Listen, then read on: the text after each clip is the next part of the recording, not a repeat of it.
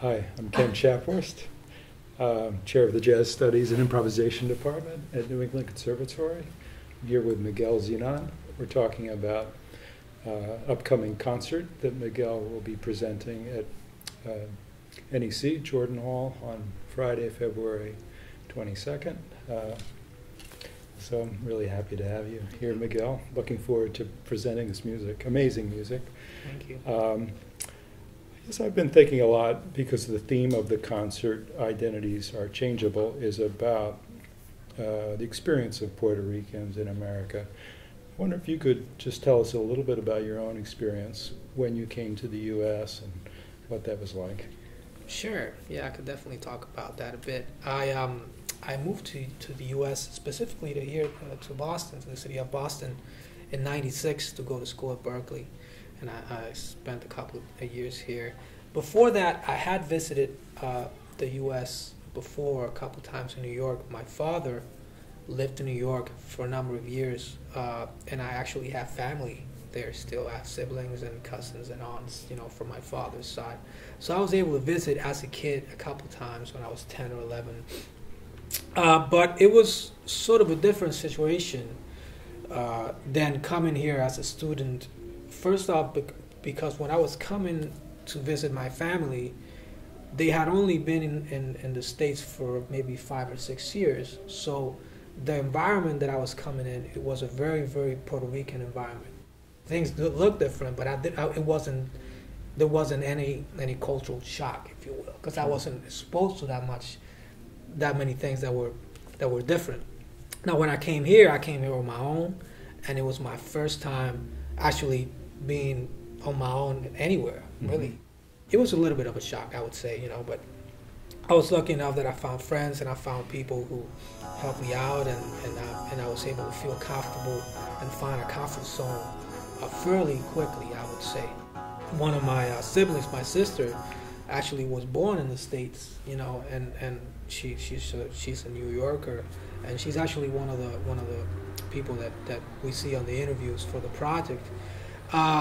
And when I talk to her, she speaks perfect Spanish and perfect English, and she feels at home both as a Puerto Rican and as a New Yorker, and is such a amazing example of what a sort of dual identity could be.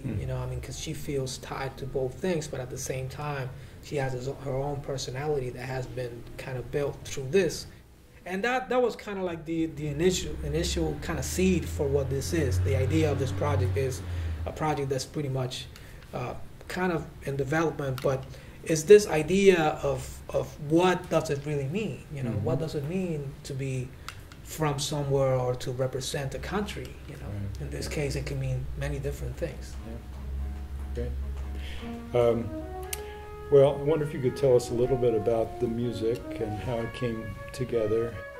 Well, the music sort of developed. I wrote all the music first for quartet, and we have been playing it for a couple of years already. Sort of, kind of, delving into the charts, and it's a lot of material for the drums and a lot of materials for the piano and a lot of things that they have to do to kind of make the music work. Right, so like as a basic example, you have a 3 and a 4, happening in the same space. Sometimes together, sometimes the 3 takes over and it goes to that side, and sometimes the 4 takes over and it goes to that side.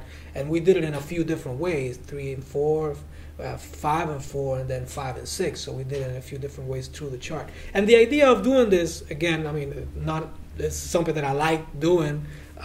Just as a general rule, but also it was to kind of represent this two identities, if you will, kind of being in the same place within the same person, coexisting with each other, but also sometimes taking over depending on the situation. Because something that I found by doing these interviews and talking to all these people, and it's actually where the title of the piece comes from, is a quote from one of the subjects, interview subjects.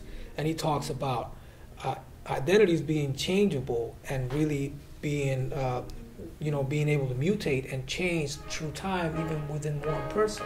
And this is something that I was trying to do with this idea of the meters and some of the rhythmic ideas and the compositions, and that's where that kind of tied together.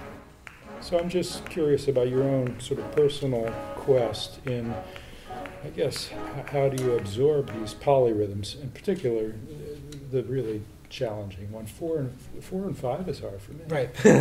I can sort of do that, but 5 against 7, I don't know if I could ever do that, actually. Yeah, I mean, like I was saying, this is something that I've always been interested on, and to me, I don't like to talk about like meters, like saying odd meters and stuff like that. I think about it more in terms of rhythmic sort of melodies and the way they're organized. And sometimes when you organize them in a way, like you'll find a downbeat it creates a 5/4 bar, 11/4 bar, or whatever, 13 or whatever it is. But something that's I'm really interested on is this idea of different rhythmic dimensions and different ways to feel one same pattern by organizing where the beat is in a different place, right? And this is something that we were talking about before.